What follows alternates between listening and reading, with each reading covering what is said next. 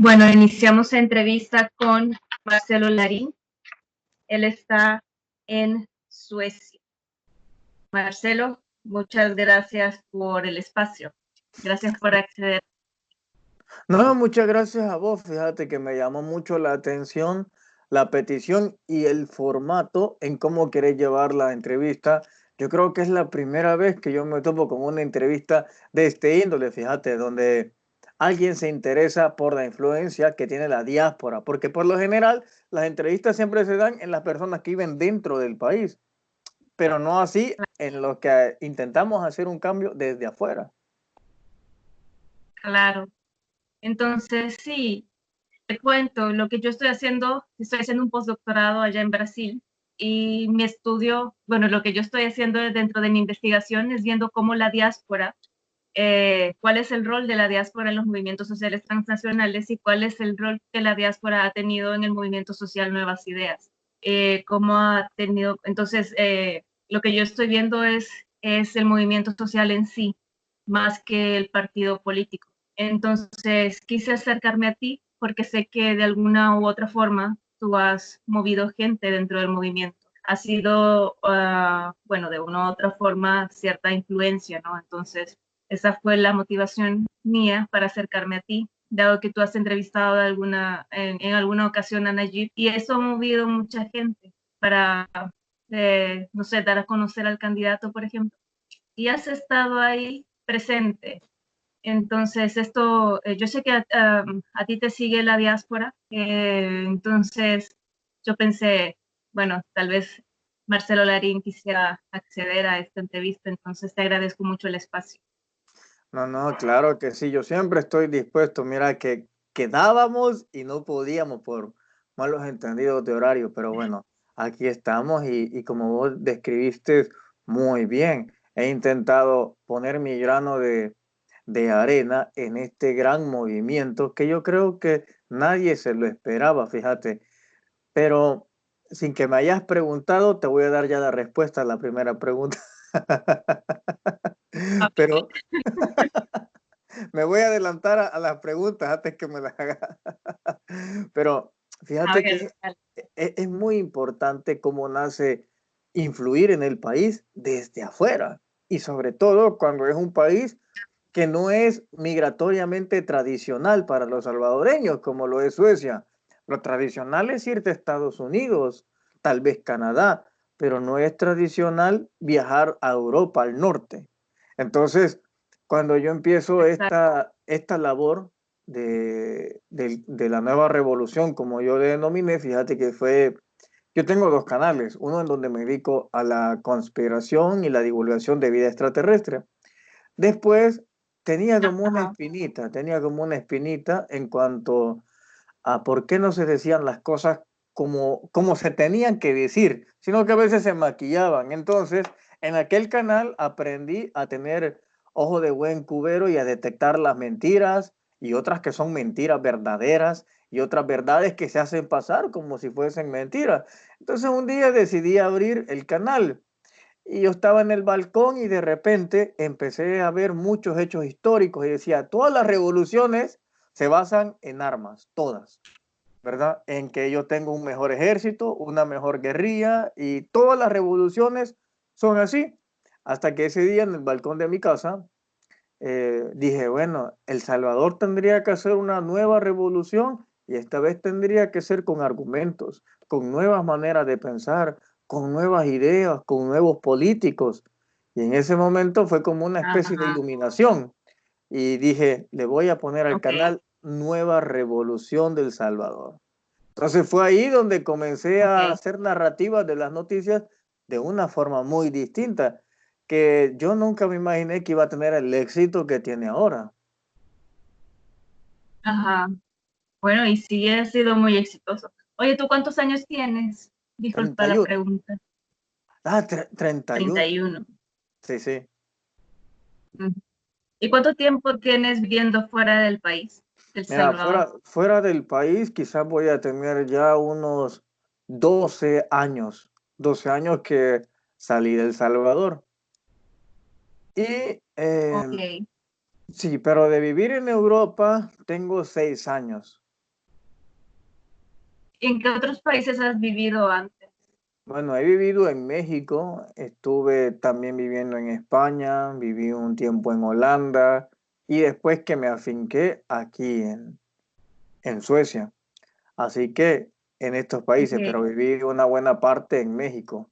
Así que ya después pegué el brinco al otro lado. Mm. ¿Y por cuáles fueron las razones que te empujaron a vivir fuera de El Salvador?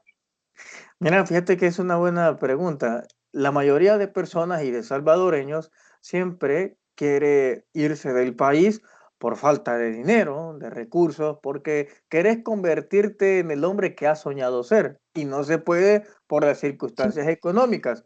En mi caso personal, yo Ajá. decidí emigrar porque me iba percatando que la sociedad, se va a escuchar un poco egocentrista lo que voy a decir, pero me di cuenta que la sociedad no Sí. estaba preparada para mi forma de pensar, para mis preguntas, y que en El Salvador nunca iba a encontrar respuestas a las grandes preguntas que yo me hacía.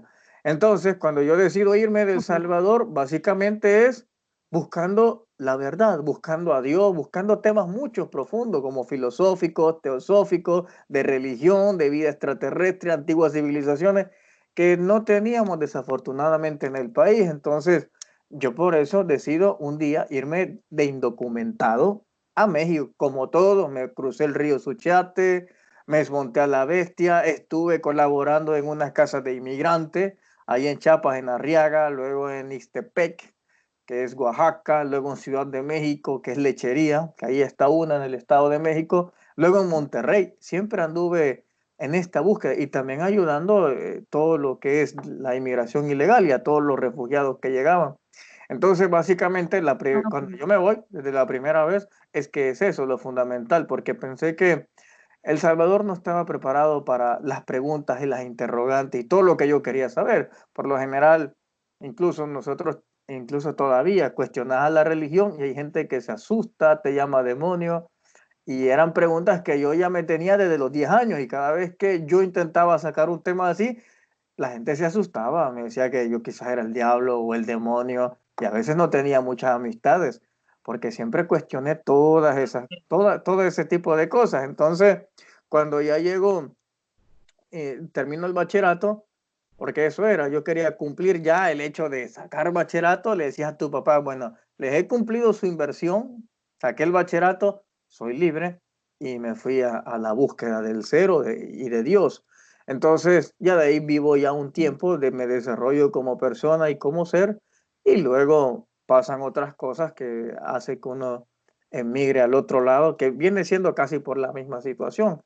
Y bueno, pues me casé, después me divorcié y tengo dos hijos muy hermosos, la verdad. Así que así es la situación. Okay. Pero ahora ya estás como residencia permanente, imagino. Hoy soy ciudadano aquí. Ah, Sí, cuando llego a México es que yo me voy de ilegal, como todos me voy de ilegal. Cuando yo llego a Suecia, yo ya tengo documentos y yo de aquí ya tengo nacionalidad sueca. ya, maravilla. Y cuando estás allá, bueno, todos estos, digamos, viajes que tú has tenido, ¿cómo se has hecho para comunicarte con tu familia, con tus amigos en El Salvador? Mira, te voy a ¿De qué decir una, formas te comunicas? fíjate que te voy a decir una cuestión que es muy dura, muy pocos lo van a reconocer, pero es así. A medida que vos vas saliéndote del país, no solamente te distancias del territorio, también te distancias de la gente, también de los amigos. Entonces, en aquel entonces, cuando yo me voy, que era casi como el 2007, 2008, algo así, cuando me voy, apenas estaba empezando a salir las redes sociales, entonces todavía nos comunicamos con el Messenger. No sé si, ¿cuántos años tenés vos? 36. Ah, bueno, pues casi que andamos a la misma edad, entonces te has de acordar cómo se utilizaba el Messenger, el de Hotmail, que le dabas un zumbido y le hacía y se movía todo, ¿verdad? Ah, pues ese ocupaba en aquel entonces, y claro, uno a los primeros días, los primeros meses, te escribís con todas las exnovias, con la novia y con todos los amigos, pero a medida va pasando el tiempo, se va cortando el vínculo. Lastimosamente es así, porque ahora tus amigos, el vacío que dejaste lo ocupa otro amigo Y ellos van haciendo y todos van creciendo y conociendo más personas. En la familia, claro, yo los amo a mis hermanos, a mis primos, pero esto así es, cada uno se va distanciando porque van haciendo su propia familia. Entonces, cuando regreso, claro, nos hablamos y como que nada ha pasado, pero a medida te vas a otro país, conoces otras cosas, incluso hasta discrepas ahora en pensamiento, porque lo que antes dentro de tu familia era normal, ahora como voy ya viste otro mundo, ahora pensás que eso no es como tiene que ser y empiezan choques de ideas, de diferencia y que al final a veces esas diferencias de ideas y de como visión de un mundo hace que haya una ruptura familiar también. Oye, yo lo he visto, mucha gente que vive en Estados Unidos, que es del campo, se va con una idea y cuando regresa, ya sea deportado o ya sea con permiso, pero ya no piensa como piensan en el campo. Y entonces su familia ya hasta se ofende algunos pensamientos que tiene. Y comienza ahora una especie de ruptura de ese vínculo porque ahora la vida ya se ve diferente. Entonces, mi comunicación empezaba a través de redes sociales, pero es un vínculo que yo creo que todos los que me estén viendo saben que se va perdiendo poco a poco. Antes podía llamar a tu casa, es que todos los días, y poco a poco viste sintiendo que le llamas una vez a la semana, dos veces a la semana y después una vez al mes. Y así, incluso lo que se Claro. vuelve peor, básicamente, mi estimada Ana, es que después ese vínculo ya ni siquiera es vía telefónica, sino que el único vínculo es la remesa que uno manda. Entonces, la remesa Ujú. es lo que te hace todavía el vínculo familiar. Ya no es tanto ni las llamadas, ni los mensajes, sino la remesa. Eso es lo que te va a seguir uniendo a la familia. Lastimosamente es así. Entonces uno, cuando está del otro lado, bueno, yo ya no tengo familia allá en El Salvador, pero es así porque yo lo vi. Tu vínculo es la remesa que te mandan. No es que realmente ya quieran hablar con vos, sino pues prueben a todos los demás. Dejen de mandar la remesa y vamos a ver cuánto tiempo dura la familia sin hablar, sin querer saber de vos. Entonces, lastimosamente es un cambio que empieza a, a suceder, que el vínculo ya es un poco más monetario. Y lo puedo decir porque lo he visto en muchos casos también. Y dentro de mi familia también lo vi en su entonces. Entonces, por eso puedo llegar a ese tipo de conclusiones. Ok. Y bueno, cuando todavía te comunicabas con tu familia, así, digamos, en estos viajes, ¿cuáles eran los temas más recurrentes de los cuales hablabas? Hablabas, por ejemplo, de la situación del país, de la situación económica, política del país, sobre de Fíjate qué que, temas hablaban más. mira, fíjate que con lo que yo hablo, es decir, todavía nos mensajeamos, quizás una vez o dos veces a la semana, ¿cómo estás? Pero los temas que más recurren ellos son a temas más personales, a temas de cómo yo cambié, en qué momento me metí en esto o en qué momento mis ideales, como te decía al principio, la convicción de que no estamos solos y que existen seres extraterrestres y que después de eso voy a México y lleno conferencias de 3.000 personas. He ido a El Salvador, he metido a 200 personas en muchos países en Europa. Entonces, se circunda en que logré el sueño que yo tenía de querer hablar de estos temas. Circunda por ahí y también circunda en el tema de la política, sobre todo en lo monetario. Ahí circunda mucho cómo ha cambiado, cómo han ido cambiando las cosas en El Salvador, sobre todo la imagen que tiene El Salvador. Tengo familia que vive en Estados Unidos y en otras las partes del mundo y vemos cómo de repente El Salvador, que solo era, cuando mencionaban El Salvador, básicamente era por una mala noticia. Nunca había sido por algo relevante, siempre era por la matanza, por corrupción, un presidente cae preso, pero de repente hay un giro cuando Nayib, entra Nayib y de repente escuchamos que el presidente Millennium está haciendo tales cambios. Y uno se sorprende porque es la primera vez y que me disculpen lo que voy a decir, pero es la primera vez que ya no te sentías apenado porque mencionen tu nombre en El Salvador. Porque antes te sentías apenado cuando decía El Salvador repuntan los masacres en Centroamérica. El Salvador hay tanta corrupción, entonces todos te preguntaban, es más, si has no sé si les has hecho las mismas preguntas, pero decías El Salvador, todos te decían, ah, la Mara Salvatrucha, la MS, todos te reconocían por Sí. eso. Pero hoy por hoy, vos decís El Salvador, te dicen Nayib Bukele. Todos tienen esa referencia ahora, que nos hemos quitado aquella mala imagen de los incapaces e incompetentes que eran los gobernantes, y hoy tenemos la imagen de una nueva era, de la del presidente Bukele. Entonces, esa imagen, haber quitado esa imagen en poquitos meses, yo creo que eso es uno de los mayores logros en donde ya no te avergüenza decir que soy de El Salvador. Un día fui a dar una conferencia a México y recuerdo, esto fue en Tijuana, que es frontera con Estados Unidos. Yo estaba ahí sentado y de repente veo en CNN México hablando del presidente Bukele. Y yo en ese momento, créeme, que me sentí muy orgulloso, así como pavo real. Hasta me daban ganas de tener una bandera de El Salvador y ponerla en la mesita. Y me conmovió Ok, mucho porque no, en Tijuana, México, allá fue donde me sucedió. Entonces vi eso y me conmovió tanto porque muchos salvadoreños algún día pensamos así, que tenía que llegar alguien que demostrara la parte de los salvadoreños que es mayoría, que es trabajadora, que es decente y que busca un bien para el país. Porque habíamos tenido gobernantes que representaban todo lo malo de un salvadoreño. Pero hoy teníamos uno que claro. representaba todo lo bueno. Entonces, fue así como vos decís, este tipo sí me representa ahora. Luego, más adelante, me toca ir siempre por estas labores cósmicas, voy a Polonia y en Polonia me encuentro con otro reportaje de eso, del presidente Bukele. No entendí nada porque era en polaco, pero ver otra vez a tu presidente una vez más siendo noticia y hablando bien de tu país es una cosa que te llena de orgullo y también te preguntas, ¿por qué no pasó antes? O sea, ¿por qué esto no pasó antes? ¿Por qué tuvimos que esperar tanto? Pero la misma respuesta te llega en la conciencia, Ana. Mira, a medida que un pueblo cambia la conciencia, así cambia la conciencia de los habitantes y los habitantes así cambian la política. Mientras el pueblo no cambie su conciencia, la política nunca va a cambiar. Entonces, el presidente Nayib es la representación del cambio de conciencia en toda la población y te das cuenta que no es una cuestión de que hay un debate entre los que sí y los que no.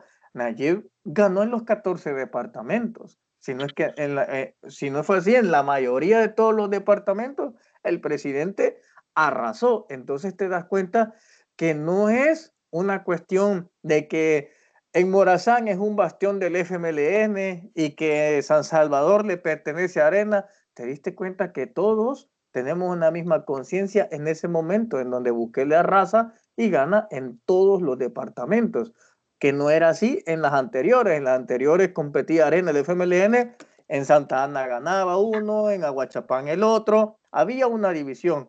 Pero hoy no, hoy estaba todos los salvadoreños en concordancia, que ya no queríamos volver al pasado, ni siquiera queríamos seguir viviendo un presente con gente que representa el pasado, que representa el retraso. Porque decime, Sánchez Serén, ¿qué representa realmente? Representa un retraso.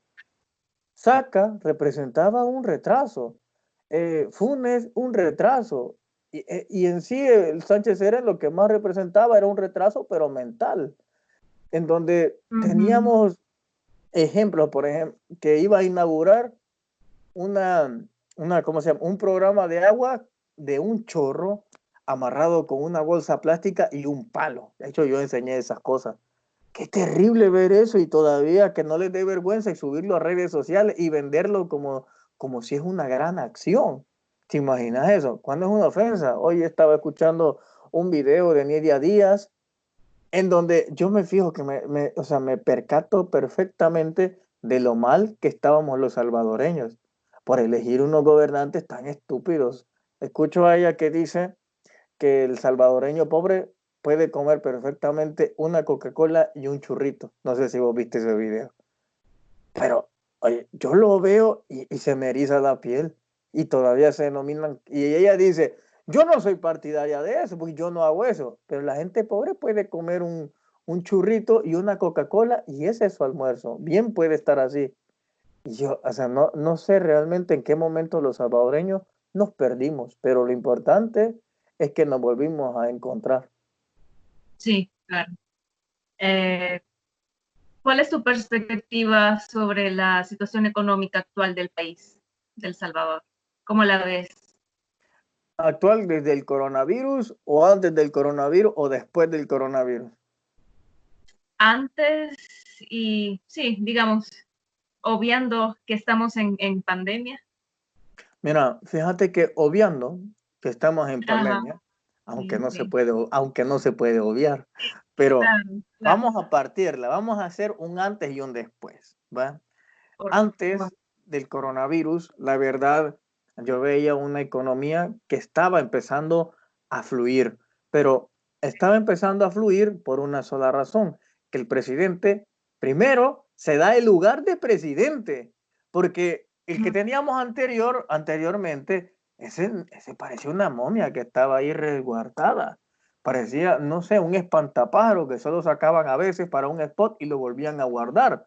Pero lo primero que hace el presidente es demostrar que aquí hay presidente en El Salvador, ganarse la figura, porque el hecho que se pusiera la banderita y todos fuéramos a ver su investidura, eso no lo hacía presidente.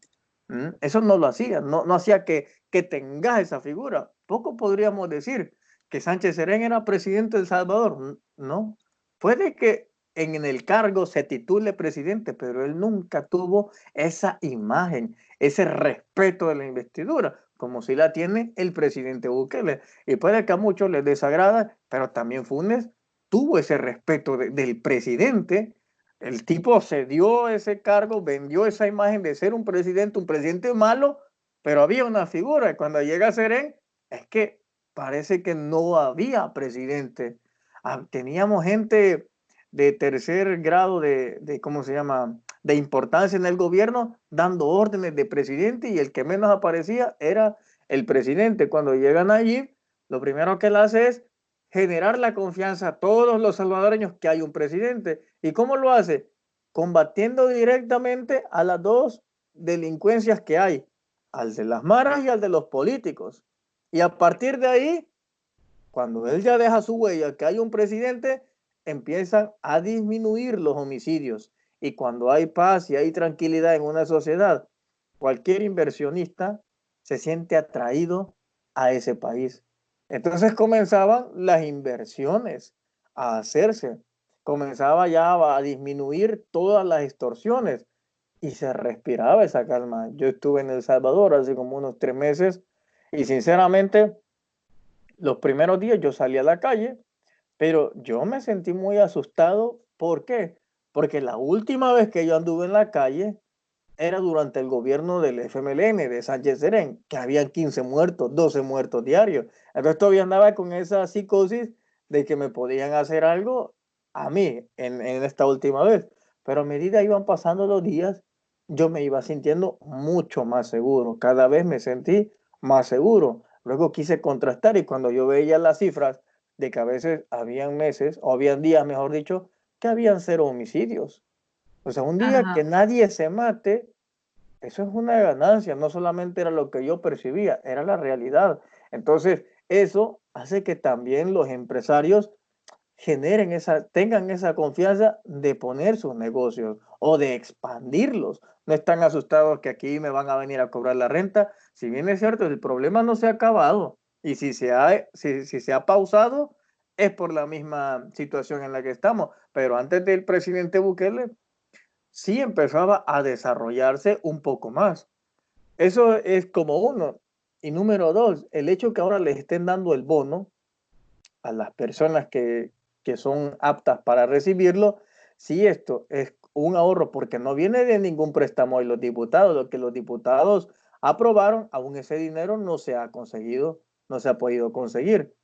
Lo que el presidente está dando es algo de lo que él pudo conseguir en estos meses que él ha estado. Ni siquiera son ahorros que dejó el gobierno de Sánchez Serén.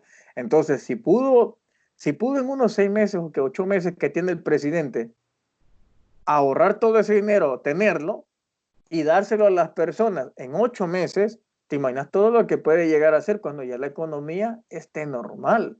Entonces, yo realmente veo que estaba yendo bien. Ahora con el coronavirus, ahora hay otra situación. Ahora es cuando Arena debe de ponerse a pensar en que como para cuándo va a devolver lo robado. Porque con todo lo que han robado se le puede dar aguinaldo hasta las personas. Entonces, que ellos vengan a hacer propuestas. La mejor propuesta que puede hacer Arena es devolver lo robado. Eso es lo único que puede hacer. Pero realmente vemos que tenemos una oposición medio mezquina y medio bruta también. Porque ahora resulta, es muy chistoso, que ahora puede dar recomendaciones de cómo hacer las cosas, pero cuando tuvimos el huracán Mitch, cuando tuvimos los terremotos, no supieron cómo. Lo que sí supieron es cómo robarse el dinero, pero hoy son de los que dan soluciones. El FMLN le quiere decir a Nayib cómo se hace para gobernar, pero cuando tuvimos huracanes y grandes lluvias, no sabían cómo hacer ellos. Y ahora quieren dar consejos. Es decir, es curioso que hoy pueden hacer todo, pero cuando ellos estuvieron en el poder, no les salía nada. Esas son de las cosas que me llama mucho la atención. Entonces, en esto del coronavirus, es una etapa en donde los empresarios hoy tienen que devolver un poco de lo que han robado. Se pueden hacer las víctimas ahora de que no están trabajando, pero es paja que ellos se van a quedar sin comer. Vemos TCS. ¿Sabes qué TCS? Para no pagar impuestos en El Salvador se va a paraísos fiscales. Así es como evade impuestos. De todos los millones y millones de dólares que ha evadido impuestos en paraísos fiscales, tiene para pagarle a todos sus empleados. Lo mismo Super Selectos, que se ha ganado la lotería ahora con todo esto. Lo mismo todas las empresas. Todos los de la NEP, que es la mayoría de empresas que hay, todos esos son los mismos que robaron cuando estaban en el gobierno de Saca, de Flores, Cristiani, incluso de Funes. Ahí estaban infiltrados los señores de la NEP. Ellos tienen para darle al pueblo. Que se hacen los miserables y se hacen las víctimas, esa es otra cosa.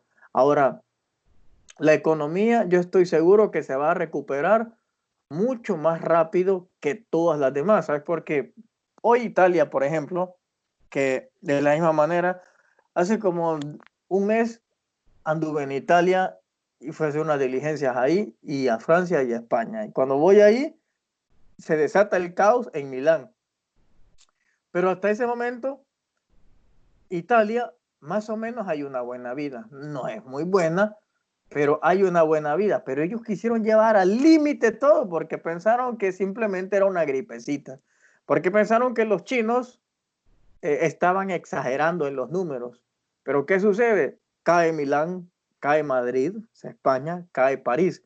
Y lo que pasa con ellos es que ahora ellos tienen que invertir mucho más dinero en recuperar a toda esa gente que está enferma, las que se va a morir, y aparte de eso, después van a tener que combatir con recuperar la economía, o sea, con las dos, con sacar a toda la gente que se sometió a más pobreza y ahora en ver cómo genera más empleos y recupera la confianza. En cambio, así como va el presidente, básicamente sí, cierto que va a tener que luchar, pero no va a ser la lucha titánica que tiene que hacer España, que tiene que hacer Francia, que tiene que hacer Italia, en recuperar a las personas y ponerlas al 100 y luego que estas personas estén aptas para ir a trabajar y generar otra vez la economía.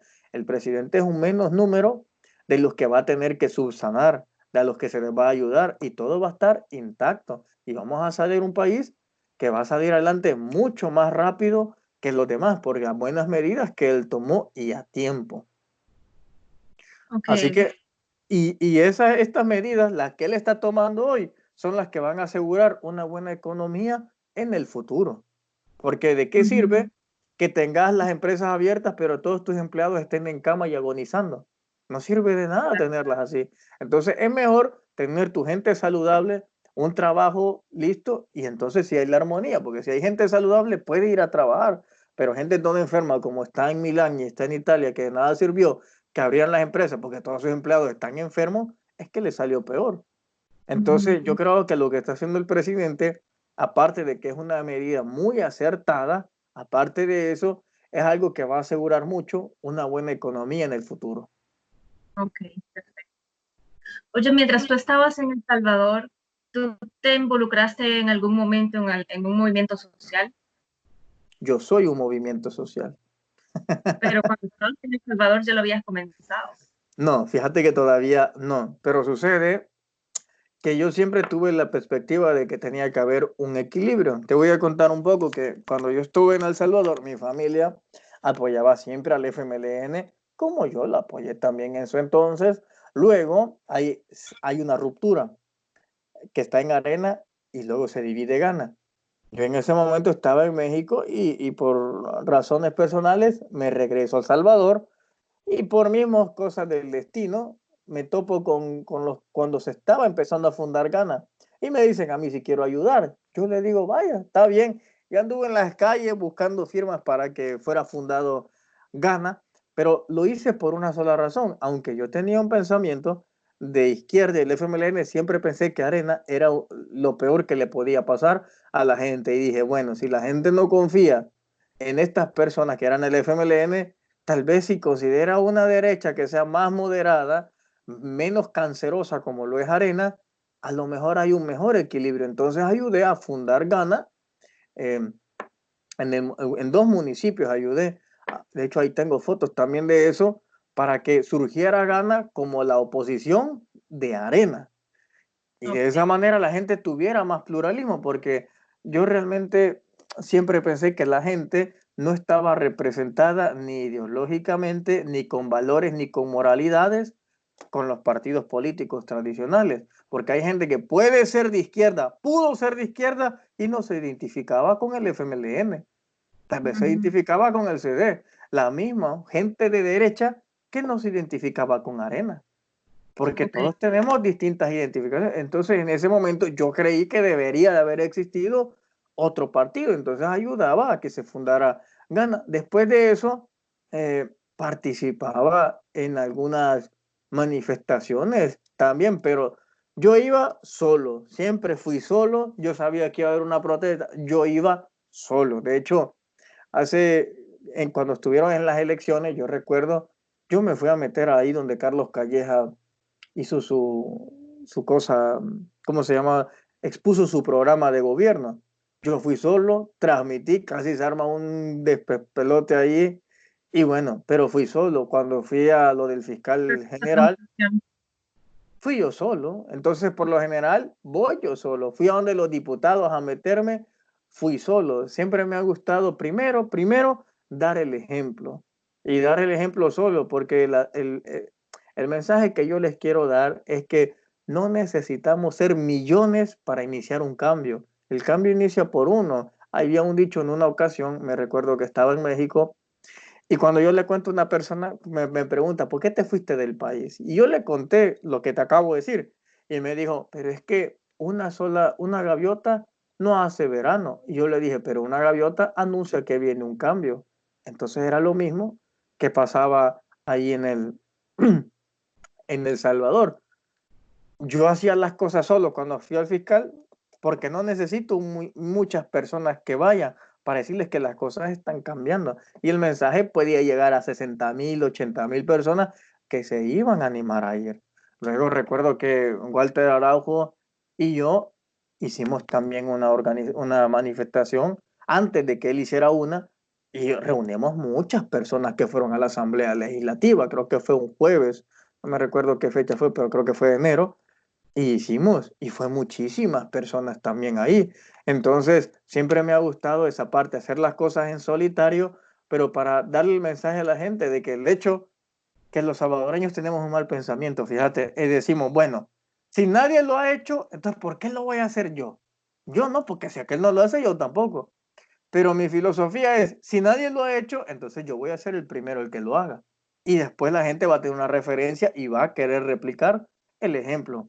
Entonces siempre me ha gustado, si hacer manifestaciones, hacerlas solo. Nunca me ha gustado andar con mucha gente, sino que a veces nosotros los salvadoreños como que necesitamos ver un número determinado de personas para salir a hacer cosas. Si no, pues no van. Incluso hay gente que ni para ir a la tienda puede ir solo, necesita que lo acompañen. Entonces, ese tipo de cosas son las que me gusta motivar. Que si alguien se Entonces, siente, ¿sí?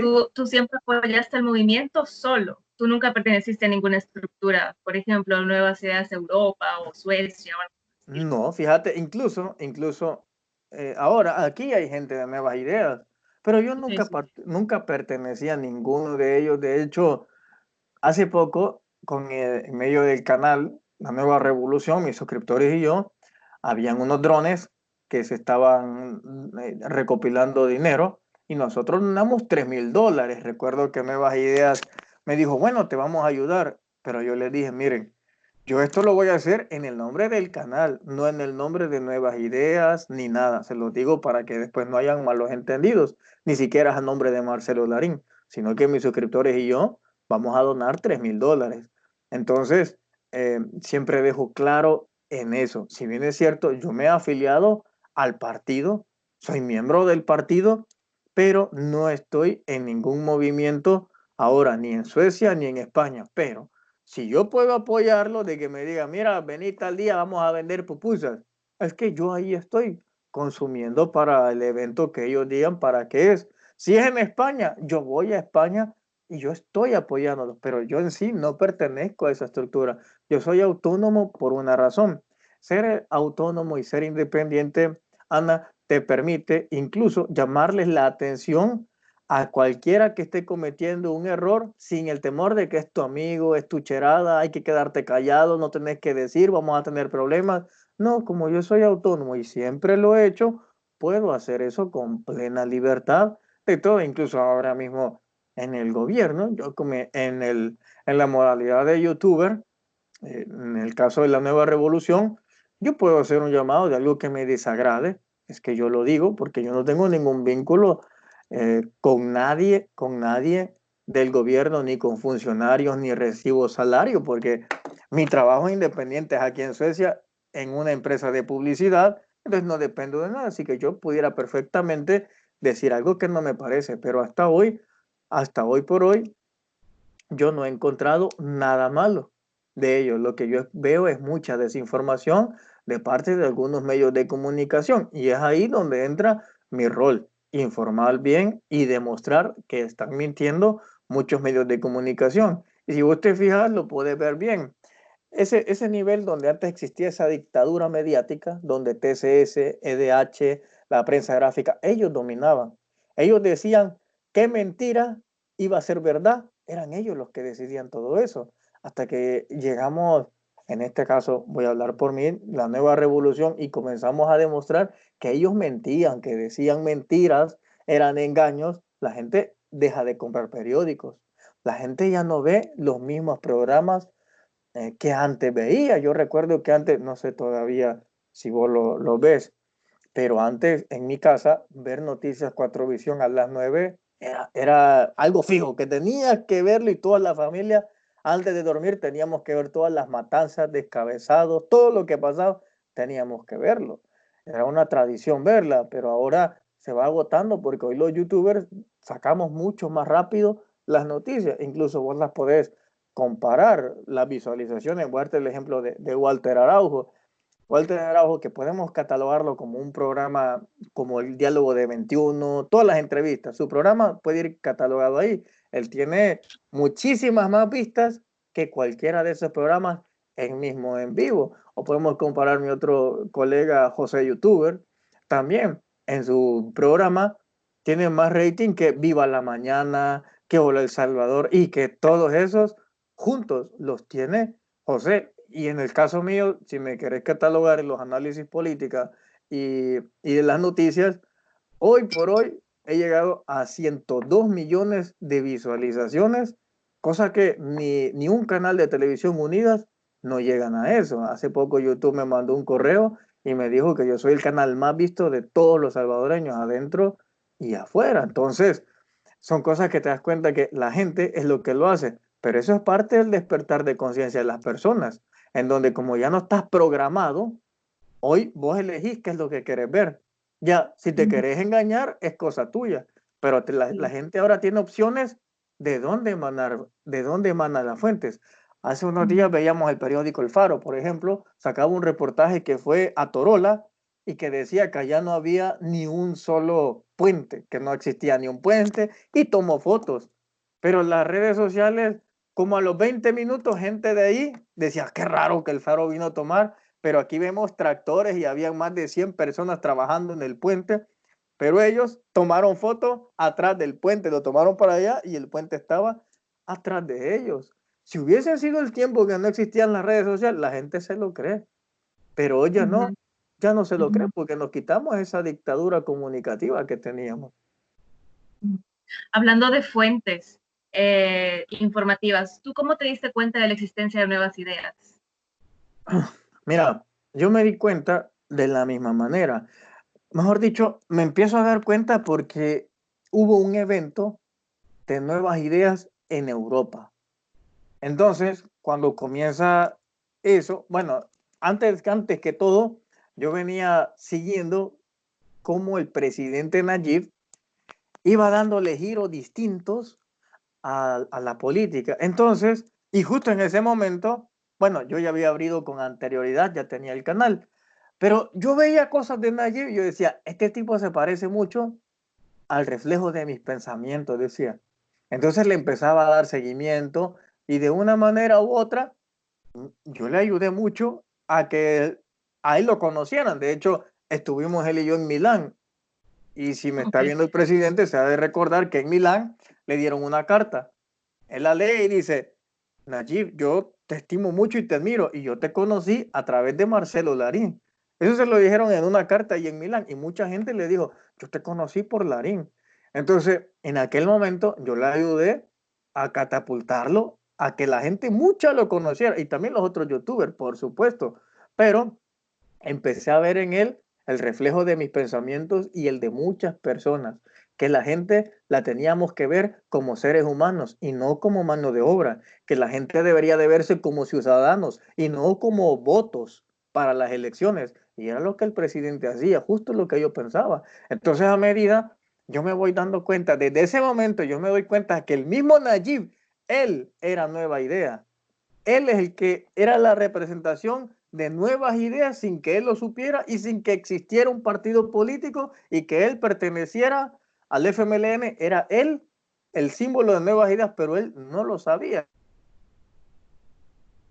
Había visto en él, yo dije, este tipo hace todas esas ideas nuevas que él las está haciendo. Él representa las nuevas ideas. Yo recuerdo que estaba también en ese momento con mi exnovia y le dije, ¿sabes qué? Le estaba en la cama y le dije, este maje le dije, le dije, ese maje representa todas las ideas que yo tengo, todas las representa él. Y recuerdo cuando le dije, yo no sé cómo voy a hacer, pero a este bicho lo voy a apoyar en todo lo que yo pueda, en todo lo que yo pueda, porque él mismo está representando las nuevas ideas. Pero él ni siquiera se llamaba nuevas ideas, ni siquiera existía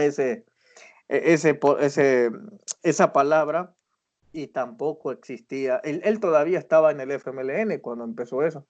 Entonces ahí empecé yo a creer que él podía ser un gran gobernante. Entonces luego me entero que va a haber una reunión y es aquí en Madrid y es ahí donde yo voy.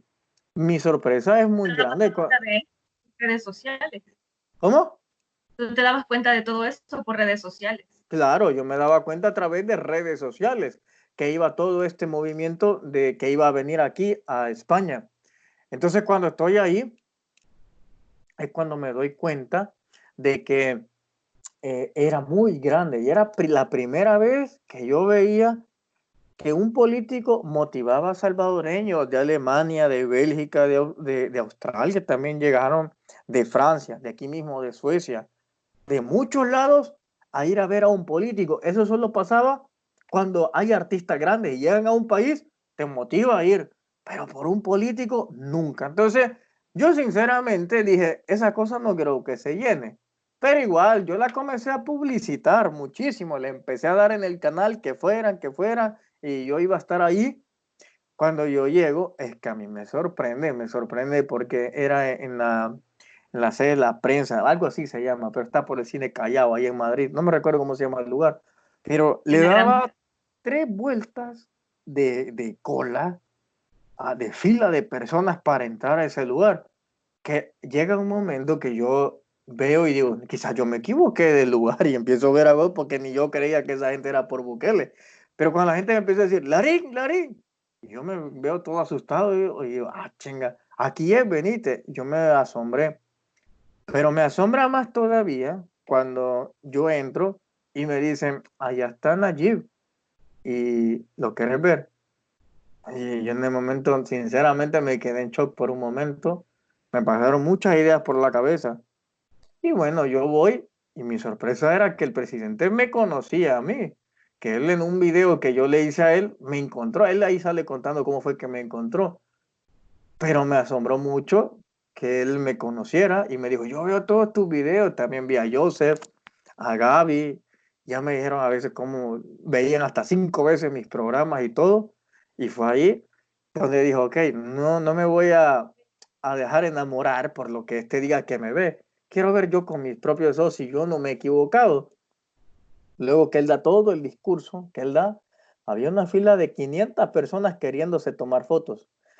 Y eso es muy cansado, porque a mí me ha tocado cosas similares cuando he dado conferencias y yo me quedé en una esquina y dije, voy a ver este cabrón, cómo hace. Y en ese momento sonreía y me acuerdo que vio todas las 500 personas y en vez de hacer la cara que cualquiera de ellos así de, puya, son un vergo, no. El tipo vio, siguió sonriendo como si nada y con las 500 personas el tipo se tomó una foto, con todas. Cosa que yo no había visto nunca en mi vida. Por lo general te tomas con unas 30, 40 y te vas. Y no, el tipo se quedó ahí, se tomó con las 500 personas y con todas sonrió. Nunca hizo mala cara. En la noche, recuerdo que fuimos a tomar café. Fuimos algunos del grupo y me dijo, bueno, llegate. Y yo llegué ahí y llegó él en taxi. De hecho, hasta él salió a caminar con Joseph. Nos vimos ahí en ese café. Ahí estaba él, tomamos un café, hablamos, estamos un grupo pequeño de personas, pero me asombró mucho la humildad con la que él tenía y pareciera que era tu hermano, ¿sabes? Que iba. Eso fue otra cosa, que yo no vi que existiera una relación de político y el pueblo. Vi que había una relación de familia muy extraña, es un sentimiento muy extraño. Yo lo vi como un hermano mayor, como un primo, una cosa muy extraña sentí, recuerdo que tomamos café, luego yo me fui porque tenía que hacer otras cosas y quedamos en que íbamos a hacer una entrevista. Pero en ese momento yo ya me dibujé otra imagen. Luego lo vimos otra vez en Milán. En Milán, la misma manera. Lo vi llegando en un taxi. Luego me invitó al hotel donde él estaba, solo que yo por razones personales no pude llegar, pero me pareció impresionante toda la humildad que tenían allí y que se tomó fotos de igual manera con todas las personas. Y otra cosa, era la primera vez que había niños pequeños que estaban admirando a un político. Por lo general son los mayores o tal vez de mi edad, pero había niños que sabían el nombre de Nayib, que yo les pregunté y me dijeron, sí, Nayib va a ser el presidente, pero te lo decían como si hubieran visto un superhéroe. Así te lo decían. Entonces, eran otras cosas que me llamaban mucho la atención. Entonces, así fue como inició Nuevas Ideas Europa, que tiene que ver mucho aquí, uno que se llama Silvio Aquino. También le mando un abrazo, que él fue una pieza muy fundamental en este movimiento. Así que ahí me di cuenta cómo toda Europa por primera vez se unía a un gran proyecto, porque aquí venían los del FMLN a pedir dinero y después se iban, pero por primera vez había gente que se había movilizado de muchos países para ver a Nayib. Así que así fue la historia. ¿Y a ti qué te motivó a apoyar a Nuevas Ideas? ¿Cuál fue tu Mira, motivación? si te voy a ser sincero, en ningún momento me motivó Nuevas Ideas. A mí me motivó Nayib Bukele. ¿Por qué lo digo? Porque acordémonos el ejemplo de Ghana. Viene Nayib, termina en Ghana. Bueno, puedes apoyar a Nuevas Ideas porque no está esa bandera. ¿A quién se apoyó? A Nayib Bukele. No fue a Nuevas Ideas. Distinto es en estas próximas elecciones donde va a estar Nuevas Ideas. Entonces el apoyo sí va a ser para Nuevas Ideas porque Bukele no compite ahí. Entonces, ¿qué me lleva a mí? Todo lo que anteriormente te dije. Luego, cuando yo lo entrevisto a Nayib, vi a un tipo muy seguro de lo que hablaba. Vi todas sus expresiones, todos sus gestos, todo lo que decía, lo fui analizando. Vi todo su entorno, su equipo de trabajo. Son gente muy joven, que anda entre 20 y 30 años, como mucho. Todo lo vi y me pareció un hombre que le estaba apoyando, estaba apostándole a la juventud. porque por lo general siempre hemos visto que tienen mi respeto las personas mayores, pero las personas mayores le apuestan a lo que según ellos creen que es la edad, porque eso es la madurez. Pero es que la madurez nunca es determinada por la edad que tenés, sino por las experiencias que vivís en tu vida. Una persona de 20 años puede tener más experiencia que uno de 50 que nunca ha salido de su casa. Y va a ser más Sí. maduro aquel que ha vivido más que aquel que ha pasado solo en su casa, aunque tenga 50 años. Al menos yo así es como rijo la madurez. Entonces me di cuenta cómo él era un hombre bien maduro, que sabía él seleccionar su equipo de trabajo. Es más, vos podés verlo ahora. Si vos comparás el gabinete de Sánchez Serén, el de Funes, el de Paco y el de los demás, era gente mayor. Y vos comparás ahora con los que están ahora, son gente joven y gente que está preparada. Porque los salvadoreños somos jóvenes y estamos preparados. Lo que no teníamos era la oportunidad de desarrollar nuestras capacidades que nosotros tenemos. Entonces, cuando yo vi un hombre que le apuesta a la juventud porque cree en ella, y no solamente de palabra, porque nosotros escuchamos gobernantes que decían, es que le vamos a apostar a la juventud, pero ellos no tenían ningún asesor joven, tampoco tenían funcionarios jóvenes, no los tenían. Entonces era mentira que le apostaban a la juventud. Y si tenían jóvenes, era porque les servía para ir a arreglar las sillas cuando daban discursos, para ir a armar tarimas. De lo contrario era este hombre que empieza apostándole a la juventud, pero no para que le fuera a ordenar sillas, sino para que la acompañara en la ruta de llegar al gobierno. Y cuando llega al gobierno, él sigue contratando jóvenes. Claro que hay personas mayores que tienen buena experiencia, sí, pero no deja a un lado el hecho de que sos joven, tenés fuerza, tenés conocimiento, podés aportar a tu país. Y ese es un gran ejemplo que los salvadoreños jóvenes podemos llegar a tener, de que en este momento el hecho de apoyar a la juventud no solamente es de forma oral, sino que es de hechos, es no solamente de palabras, es que ustedes lo pueden ver a través de su gabinete, veanlo, la mayoría es que son personas jóvenes y son los jóvenes que están sacando adelante a este país. Ujú. Así que sí. Ok, bueno. Tú, por la naturaleza de tu trabajo, pasas muchísimo tiempo en redes sociales, ¿cierto? No, fíjate que no. Fíjate ¿No? que, no, fíjate que no. La verdad que como he logrado construir, es que mira, uno tiene que hacer una partición, ¿sabes, Ana? Hay que hacer una partición en donde puedes tener tiempo para las redes sociales, pero no olvidarte que no vivís de la vida virtual, sino el mundo físico. No podés Ok. dejar de interactuar con los que están contigo en ese momento. Por ejemplo, yo en lo personal, muy raras veces cambiaría chatear con alguien a hablar con alguien que está a mi lado, muy raras veces. Entonces, Ujú, por ejemplo, esta semana yo te lo dije, hoy no están mis hijos, yo puedo hablar con vos por ujú, muchísimo, muchísimo tiempo. Cuando están mis hijos, bueno, son ellos, entonces no me meto, sino que raras veces que me cae una llamada porque yo tengo colaboradores que están monitoreando y me dicen, Larín, mira esta noticia, esto me parece. Entonces son ellos que me ayudan a hacer ese trabajo. Ya yo lo veo y digo, esta me parece. La grabo y ya la voy sacando, pero es que es importante valerte de muchas personas que también estén comprometidas en eso. Entonces, en redes sociales, pero las redes sociales yo las manejo, las mías, mi cuenta de Twitter, todo eso yo lo manejo. Los de mis demás colaboradores solo me indican las noticias, me dicen, mira esta, mira esta, mira esta. Pero en redes ujú. sociales casi no me meto.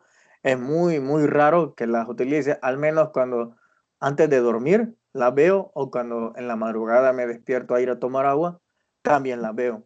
Pero por lo general Ok. publico las noticias porque hay gente que también me ayuda. Los mismos suscriptores me mandan mensajes, me dicen, Larín, mira esta noticia, Larín. O a veces, sí, mira, a las 3 de la mañana hay personas que me están llamando y me están diciendo, Larín, levántate, Larín, despertate, Larín, Larín. Entonces, gracias a todos ellos, los suscriptores, que yo me doy cuenta de todo lo que está pasando. Así que, Claro. pero las redes sociales sirven mucho, muchísimo. Yo creo que también me facilitaría más el trabajo si yo estuviera pendiente, pero como vuelvo a repetirte, las redes sociales tenés que sumergirte un momento, después seguir en el mundo físico en el que vos estás. Esa es mi opinión. Ok. Bueno, Nuevas Ideas sí se caracterizó por ser muy fuerte en redes sociales, ¿no? Por tener mucha presencia en redes sociales. De hecho, muchos de sus líderes dicen que fue fundamental redes sociales precisamente por la información y para contrarrestar toda la desinformación de los medios tradicionales, por ejemplo.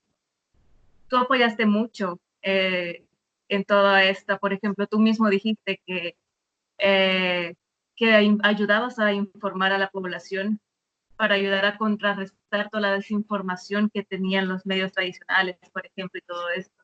Entonces, todo esto, quieras o no, requiere una inversión de tiempo.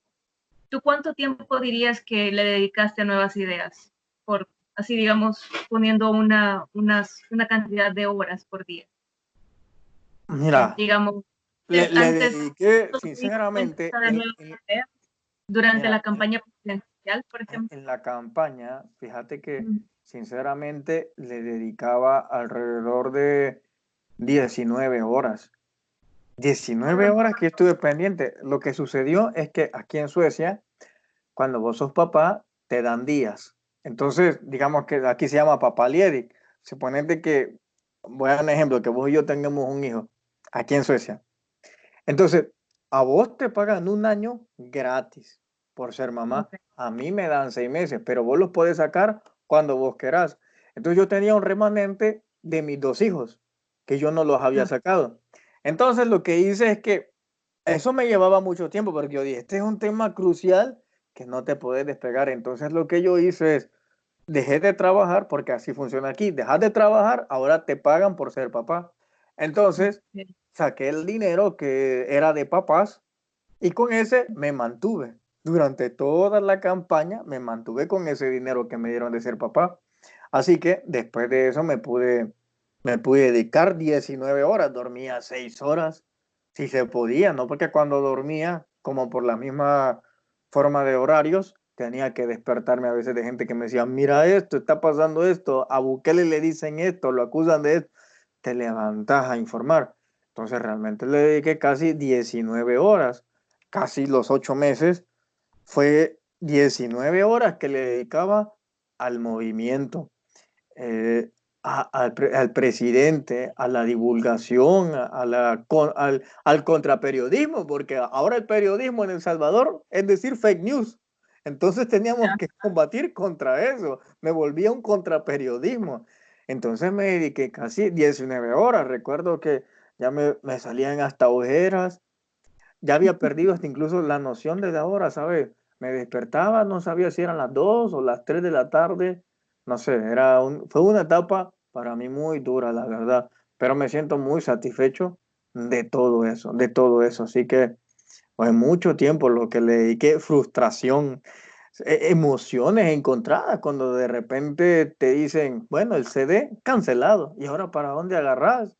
Momentos de frustración donde si nos quedamos, ya valimos riata porque no vamos a tener a Bukele y de repente el tipo no sale con que se inscribió en Ghana, entonces llorás, reíste, frustraste, nada, a mí me iba a dar un ataque en el corazón en esa etapa de mi vida, creo que es la que más me ha marcado en El Salvador, en toda mi existencia, así que sí, le dediqué muchísimo, hoy también le dedico mucho tiempo también ahora en ver mensajes, tal vez no puedo hablar con todos, porque mira, casi diarios, sin mentirte, me caen como 2.000 mensajes diarios. Entonces, Mm. humanamente es muy difícil contestar, pero a todos los que me envían noticias, yo los voy viendo y puedo comunicar. Entonces, te dedico otro tiempo también al WhatsApp y así, pero sí, en aquel entonces le dediqué muchísimo tiempo. Ok.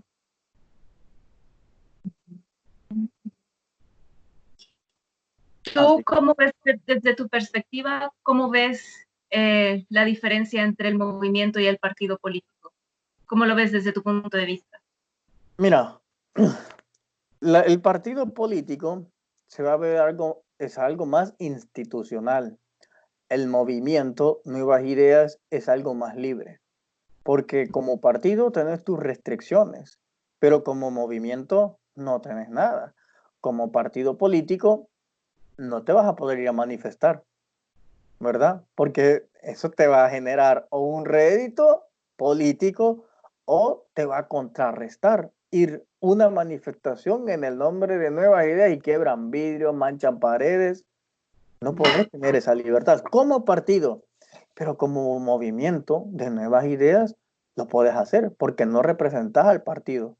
No vas en representación del partido, vas en representación de esas inquietudes, de los malestares que vos tenés. E incluso un movimiento de nuevas ideas perfectamente se pudiera manifestar en contra de este gobierno también. El presidente Bukele se pudiera manifestar si en un momento se sintiera incómodo, lo puede hacer, porque el movimiento Nuevas Ideas tiene eso, tiene toda la libertad. No va a haber una represión de que, ya te vi que estabas protestando fuera del partido. Cuando son manifestaciones, te puedo dar yo ese ejemplo. Eh, este último ejemplo, cuando fue la manifestación, no me acuerdo muy bien si fue por diciembre, pero yo estuve ahí. Pero cuando estuve ahí no hubo ni un dirigente de Nuevas Ideas, ni uno solo. Estaba Walter Araujo, fue Giovanni Galeas, estuvo mi persona y otras personas más y gente del pueblo que había viajado de la Unión, Morazán, Chalatenango y estaban ahí y ese era el movimiento Nuevas Ideas. Pero no era una protesta del partido político, no era nada de eso. Entonces, esa es una clara diferencia que el, como partido político Nuevas Ideas tenés que regirte por reglamentos que ya están, por estatutos, pero si sos un movimiento social, no tenés esa privación de ciertas libertades que te da el ser un movimiento. Yo creo que entre más movimientos siga haciendo esto, es mejor. Fíjate que solo el hecho de que para inscribirte y para ser candidato y para tener algún cargo dentro del partido, cualquier persona podía ser. Perfectamente pudiera haber sido Alfredo Cristiani compitiendo, perfectamente pudo haber sido Margarita Escobar, Norma Quijano, lo que ellos quisieran, porque era para todo. Y eso es lo que sigue Nuevas Ideas haciendo. Un, un movimiento social que no discrimina absolutamente a nadie, que puede ir un gay, que puede ir una lesbiana, un transexual y puede competir perfectamente y nadie te va a decir nada. O puede ser, en el caso, un delincuente, me refiero a diputados de Arena o del FMLN, competir y pueden hacerlo porque en un movimiento no te pueden discriminar. Entonces, ese tipo de cosas son las que a mí me gustan y que todos, básicamente, van luchando sin ventaja, porque quien va a decidir quién va a obtener un cargo va a ser la misma gente del pueblo. Igualmente en estas próximas elecciones, en las elecciones del próximo año, las personas son las que van a decidir quién va a ser el diputado. Pero aquí tenemos una cuestión muy chévere, que era el error que cometió Arena y el FMLN, que ellos eran los que elegían quiénes iban a ser sus candidatos. Y por eso cuando habían ladrones, la gente decía, esos son de Arena. El problema es que ahora, cuando elijan diputados, el mismo pueblo no va a poder decir que los eligió Anliker, que los eligió el primo de Bukele, porque es la misma gente que los ha elegido. Entonces, si la gente elige corruptos, no le puede echar la culpa a los dirigentes, porque son ellos los que lo eligieron. Entonces, de esa manera me parece muy magistral haberlo hecho, en donde no sea por dedazo, que sea la misma gente el que va a elegir, ya sea a los héroes o a sus verdugos, pero es la gente lo que los va a elegir. Así que para mí esas son de las diferencias que se dan. Ok. ¿Y tú sí lo ves al movimiento como algo horizontal? Mira, el movimiento, nuevas ideas como horizontal, sí. Al partido político, no. Ok. Pero al movimiento Nuevas Ideas, un movimiento horizontal, pues sí, yo te lo digo porque es que yo hice una manifestación con otros que fuimos, que invitamos a ir a la asamblea y fue todo totalmente horizontal. Ahí nadie tenía ni más bolsas de agua que otro, ni nadie andaba con sombrita, ahí todos en el sol, nada de privilegios para nadie. Pero no puede ser así en un partido político, porque en un partido político es que siempre tiene que haber alguien que lo dirige. Y al haber alguien que lo dirige, es que ya no es horizontal, porque no pueden mandar todos al mismo tiempo. Tenemos que tener una dirección. Entonces el movimiento perfectamente es un movimiento horizontal, Pero en este caso es que la misma ley te lo dice, tenés que tener tu dirigencia. Al tener dirigencia, ¿qué? Dirigencia dirige, ya hay una Sí. cabeza, ya no es Ujú. horizontal. Entonces, por lógica, tiene que tenerse, se pierde lo de ser horizontal cuando tenés un partido político. ¿Tú en qué momento te diste cuenta de que Nuevas Ideas tenía una oportunidad real de ganar las elecciones? Con Eh, Najib, ¿en qué momento te diste cuenta de que dijiste, ah, este tipo en realidad puede ganar las elecciones? Mira, lo vi cuando me di cuenta el candidato que tenía Arena. Cuando vi ese candidato, cuando vi a Hugo Martínez, desde ese momento yo dije, es que Nayib puede ganar con cualquiera. Es más, si le pones un adoquín contra Hugo y Calleja, es que gana el adoquín. Cuando yo vi a estos dos candidatos, cuando yo vi estos dos candidatos, ahí fue donde dije, o sea, Bukele la tiene chiche. Él puede competir con el partido que sea, que va a ganar.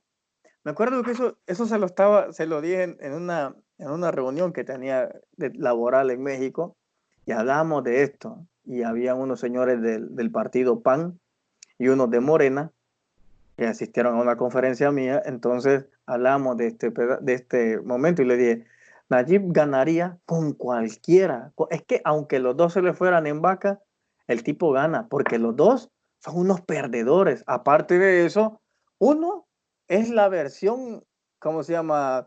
2019 de Sánchez Serén. Es tartamudo, dice puras tonteras y lo que dice se convierte en meme, igualito a Sánchez Serén, tartamudo y lo que hablaba se convertía en meme. Entonces era como una versión mucho más joven de Sánchez Serén. Luego venía de parte de Arena, un partido que ya la gente no le cree y prueba de eso es que por más que intentan ganar la presidencia, no quiere, la gente no les devuelve ya la confianza. Entonces hay algunas mentes débiles que todavía creen en él, pero por lo general las personas ya no le dan el voto de confianza a ellos para las presidenciales. Entonces, al ver todo eso, que tenía él todas las posibilidades de ganar, fue a partir de ello, de ver los candidatos. Y no me equivoqué, porque el presidente, si estaba en Nuevas Ideas, punteaba. Después se pasó al CD, punteaba. Le cerraron y se fue a Ghana, que el Ghana tenía creo que el 2% y de repente sube al 57% cuando entra Bukele y más se empezó a desarrollar. ¿Te diste cuenta? Que efectivamente es que él ya era un ganador independientemente el partido político en el que él estuviera. Incluso yo me atrevería a decir que si él se hubiera quedado en el FMLN, pero a él le hubieran puesto de candidato, arrasa por completo, arrasa por completo. Y además te diste cuenta que ni siquiera ganaban, ni en vaca le ganaban todos los partidos políticos. Por primera vez en la historia, un candidato se va contra todos. Contra todos. Mira, Calleja, ¿qué tuvo que hacer? Tuvo que ocupar al PCM, al PDC, unirse con otros partidos para por lo menos ver si la gente que seguía esos partidos le daba su voto. Pero ni así, porque ese candidato no generaba confianza, generaba carcajadas y risas de lo que él decía, pero era todo lo que él generaba. Yo lo extraño mucho, ¿sabes? Verlo en redes sociales. Le mando un saludo también. Oye, hablando de las campañas estas en línea, las que se hicieron virales, tú ayudaste a impulsar estas campañas, por ejemplo, campañas así como que devuelvan lo robado, hagamos historia y todas estas. Claro, ¿Ayudaste? claro. Yo recuerdo que ofrecimos dinero y lo dimos cuando fui a El Salvador. ¿Por qué? Porque me parecía muy importante incentivar a la gente, Ujú. incentivarla a que tuviera él por primera vez la dignidad, volver a tener el orgullo, volver a tener la valentía de decirle a un político, devolveme lo que me robaste. Mira, yo, si eso es en algo macro, lo ponemos en algo micro. Nosotros como personas no tenemos la valentía de decirle a alguien que te ha robado, no tenemos la valentía de decirle, mira, devolveme lo que me has robado. Nosotros no decimos eso, casi nunca nadie le reclama a alguien si le ha robado algo. Tal vez se lo decimos a otras personas, pero no al que nos robó. Y a mí me parecía muy importante que eso se lo dijéramos a Arena, se lo dijéramos a Carlos Calleja que representaba a Arena, devolverme lo robado, devolverme lo que me han quitado. Entonces me parecía que es una manera de devolverle a la gente la dignidad y su poder, de decirle a aquel que te robó que te lo devuelva, que ellos lo tienen y lo están utilizando en tu contra, ni siquiera a tu favor, en tu contra, que todo lo que se robaron te dan un vasito plástico que dice Carlos Calleja. Y lo peor, o te dan un capirucho, que yo siempre les he dicho, que ese capirucho que daba Arena era un mensaje subliminal, creo yo, que nos estaban dando con ese capirucho. Y la Ok. gente no hace. Bueno, Entonces, bueno, eso es lo que realmente traté de impulsar, que la gente fuera consciente, pues, de lo que era Arena. Eso es, que fuera consciente que ellos son los que te han robado. A ellos son los que tenés que pedirle que te devuelvan eso. Entonces, por eso impulsamos. Pero también quiero dejar aquí ¿cómo se llama? Subrayado esto, que nunca tuve nada que ver con la estrategia ni con los dirigentes de la campaña del presidente. Como te lo dije, yo soy autónomo y nunca me dijeron ellos, mira, decí esto, haz esto, como si lo hacen con los periódicos, como si lo hacen con los presentadores de televisión y los noticieros, que a ellos les imponen los analistas que tienen que llevar. A ellos les dicen los escritores que se van a publicar.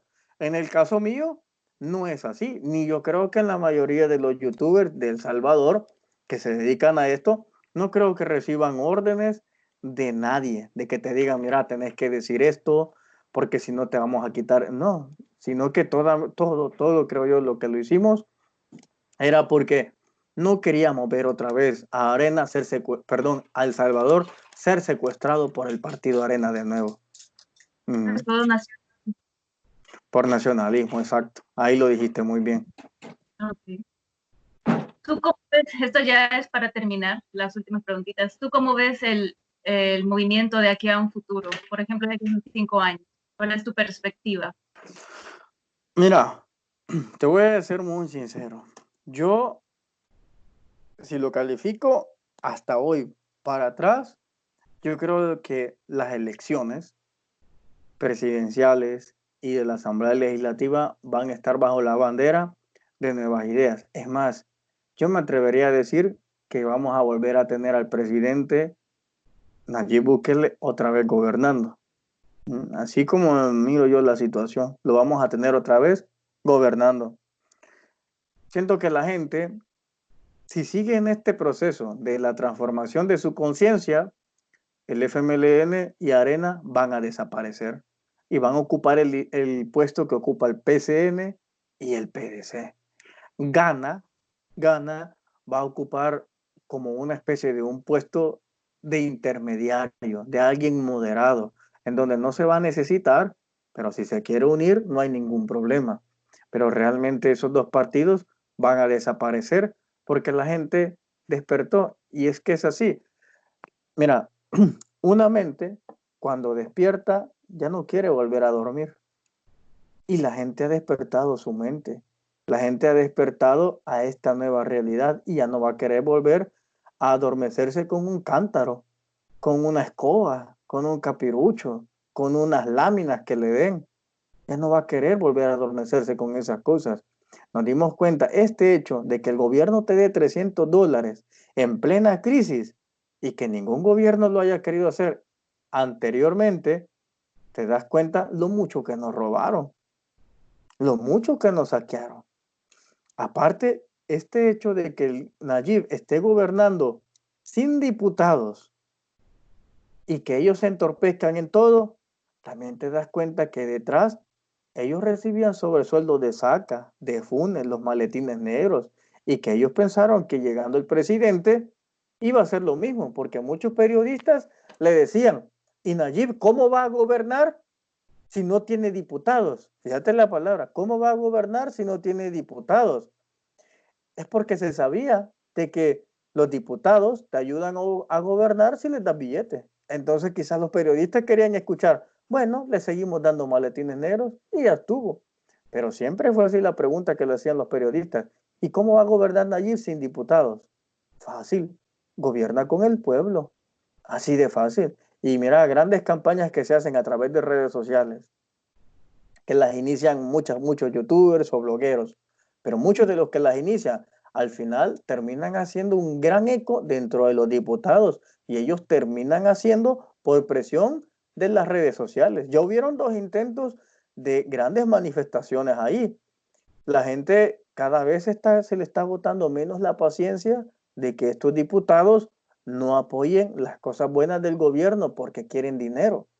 Porque realmente, yo lo planteé una vez, si existen los mareros y las pandillas es porque existe Arena y el FMLN, porque son esos 2 partidos los que primero en extorsionar a los gobiernos. Cuando el FMLN era oposición, extorsionaba a los gobiernos de Arena para dar los votos. Cuando cambian de posición, ahora es Arena que extorsiona al FMLN. Si no recordate, Chen Shui-bian, el presidente de Taiwán, ¿qué es lo que dijo Paco? Dijo, no, es que él me pagaba a mí para que yo votara por él. En palabras sencillas, Paco dijo, yo le decía que si no me da dinero, yo no voto por él. Era una extorsión clara. ¿Me das dinero o no voto por vos? Y si no voto por vos, dejas de existir como país. Era una extorsión lo que decía Paco Flores. Entonces, las pandillas y los mareros tuvieron unos maestros que ahí están todavía disfrazados de políticos. Entonces, de aquí, en todo lo que se viene, dependerá mucho de que la persona siga decidiendo o seguir escribiendo un nuevo futuro o repetir la historia. Así de fácil. Ok. Bueno, te agradezco mucho tu perspectiva, tus palabras, tu tiempo también. Hasta aquí ha llegado la entrevista. Marcelo Larín, gracias por todo. De nada, oíste. Muchísimas gracias a vos, Ani, que me gustó mucho. Mira que ya hablamos 1 hora, 16 minutos, mucho tiempo. Sí, sí, así que te agradezco muchísimo, en serio. De nada, amiga. Así que ya sabes, ahí estamos. Cualquier cosa, ahí me decís, ¿oíste? Bueno, igual.